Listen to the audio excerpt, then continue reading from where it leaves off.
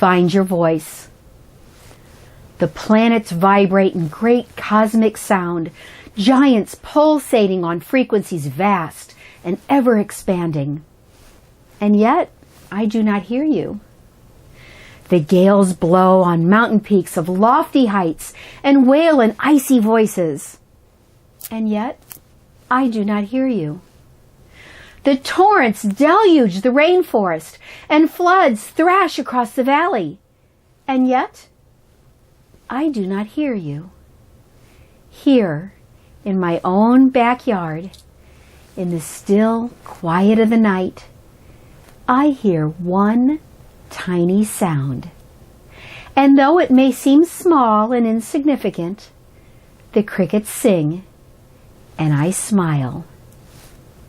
I hear you.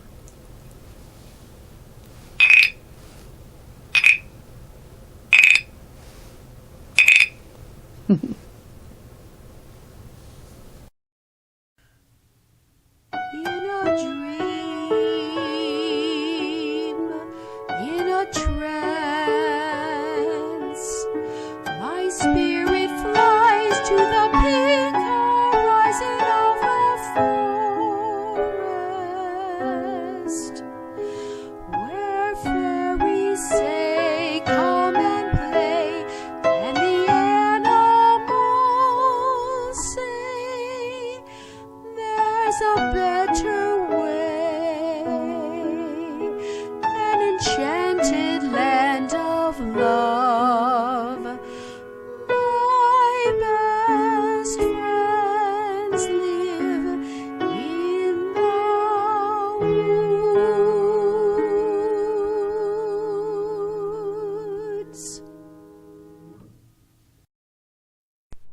in the woods. My Best Friends Live in the Woods.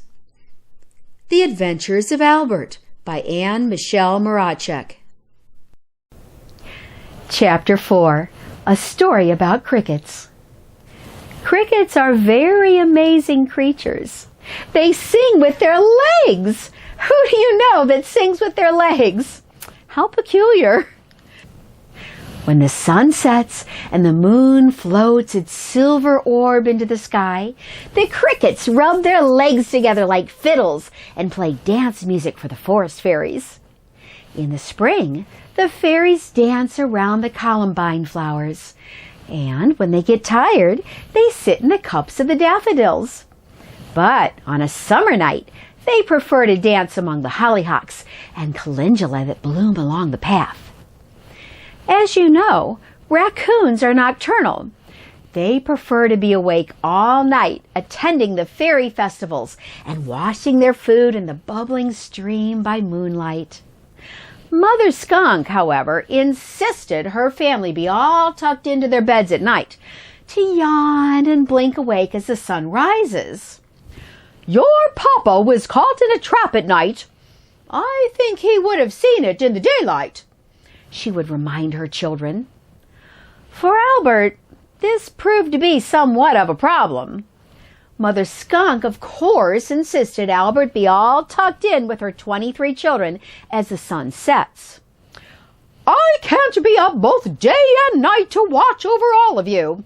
Albert, you will just have to learn to sleep at night," she would say as she kissed his forehead and tucked the covers in close around him. Albert did his best, but often in his dreams he would remember moonlit walks to the stream with his raccoon mother and sister, and the great fun they would have at the fairy dances, listening to the wonderful cricket orchestra. One day, Albert was extra tired and extra grumpy at breakfast. Mother Skunk, being wise and understanding, said to Albert, "You were awake at night again, weren't you, dear?" Albert nodded. "Would you like to tell your brothers and sisters about what happens in the forest at night? They would enjoy hearing your stories." Albert smiled and perked up. He would indeed like to tell of the silver moon and the cool breezes and the enchanting music of the crickets that the fairies danced to. All the skunk children sat around the kitchen table, wide-eyed with wonder as they ate porridge and listened to Albert. When he was finished, they were all silent in awe. The first one to speak was Molly. "Oh, Albert, no wonder you like being awake at night. I used to think you were just naughty and foolish, but now I understand. I wish I could stay up all night and watch the fairy dances." Mother Skunk smiled.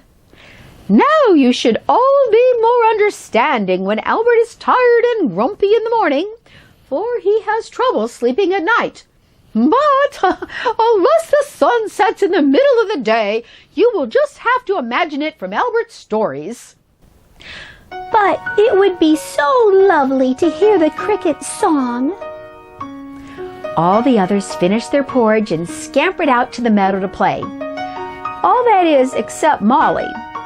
Her mind was filled with imaginings of moonlight, and her heart was filled with longing to hear the crickets. Days passed, and she could not forget the story Albert had told. Each night at bedtime, she would ask the moon, "Please, moon, please, just once, please come out in the day and let the crickets sing." And the moon heard her and began to plan. As the beautiful moon traveled through space around our delicate blue earth, she slowly adjusted her path. And one day, while all the skunk children were out in the meadow, it happened. "Look!" cried Molly, wide-eyed and a bit frightened. "Look at the moon!" "I have never seen so huge a moon in the middle of the day," Albert exclaimed. The moon rose higher and higher, and ever so steadily it placed itself right in front of the sun. And as it did, the whole world turned to night.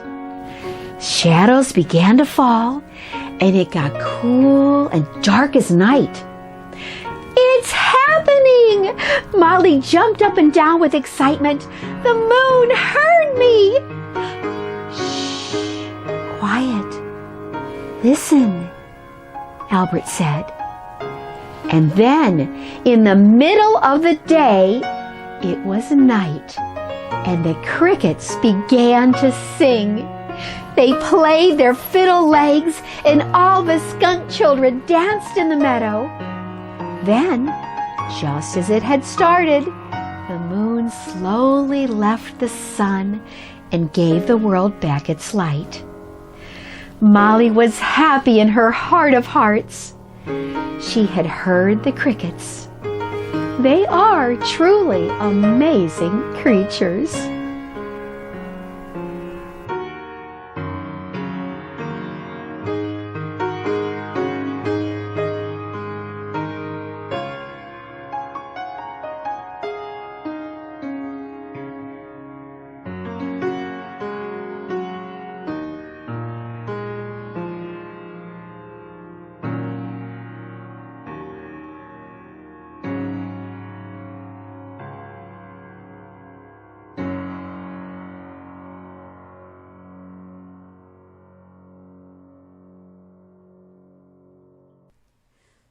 Chapter 4, A Story About Crickets, Discussion and Questions.